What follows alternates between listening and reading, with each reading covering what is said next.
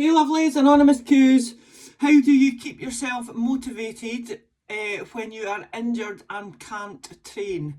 Right, so this is from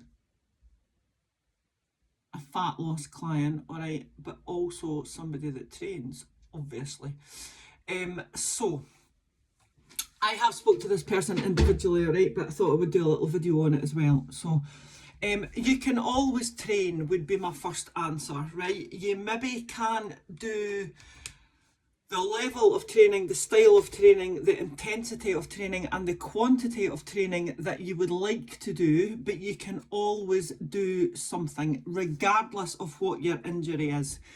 Right, even if you need to drop down to body weight, ditch any barbells, ditch any dumbbells, ditch any accessories, right, there is always something that you can do. So a lot of the time it is about changing your mindset, because you can actually change the situation that you're in. If you're injured, all right, and there's generally nothing you can do about it. Yes, you can do your mobility, yes, you can do your physio, but it is about changing your attitude, which, let's face it, is actually the thing that you need to do for most things in your life anyway. You've just got to change your attitude towards it.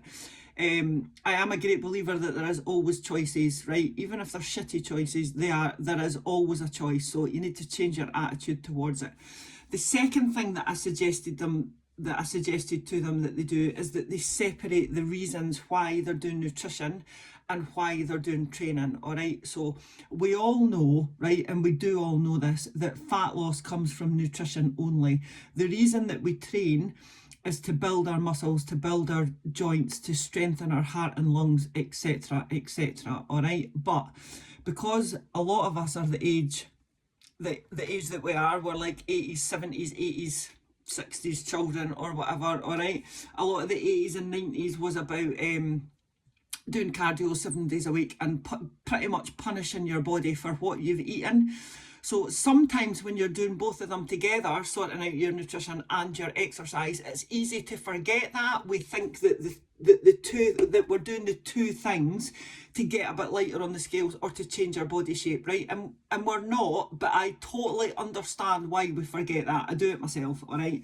So the second thing, as well as changing your mindset towards what you can do and what's worth doing, you need to try and remember that you can still smash your nutrition goals even though you are injured.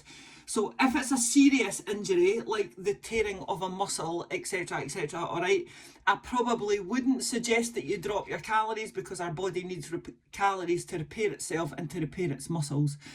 However, if you are actually like properly incapacitated, that it's your movement that's restricted, like your daily steps and stuff, not your actual ability to like lift weights, even though you might not be lifting weights, but doing body weight stuff, then I would possibly suggest that you cut your calories a wee bit lower, all right? But never do it yourself. Please ask me. Please let me know what's going on in your life. You're all quite good at that, to be fair. But please ask me and we can have a chat about it. All right, so that's pretty much how I keep myself motivated. And in all fairness, I have never been that injured. I've had sciatica once. I tell a lie. I've never been that injured for a long time that I couldn't like get out of my bed or get off the sofa or rest or whatever, all right? But there's always something you can do. Even if you've got to sit, even if you're sitting on the sofa and you have to keep your feet elevated, right, because you've, I don't know, done something to your knee or your ankle or whatever, you can still lift tins of beans above your shoulders and do dumbbell flies and stuff, all right? There, like I said, there is absolutely 99% of the time always something that you can do. Always something that you can do. And if the only thing that you can do is walk, go and buy yourself a weighted vest and pop a weighted vest on, or load a rucksack with tins of beans and go for a walk with a rucksack on, all right? That is still classed as training, because it's heavier than just normal walking, all right? Always something you can do, ladies. And mind, I know I don't give you training, most of you, like, it's not an online training group, but I am a coach, so if you need any help with any kind of injuries or anything, you know that, please just shout.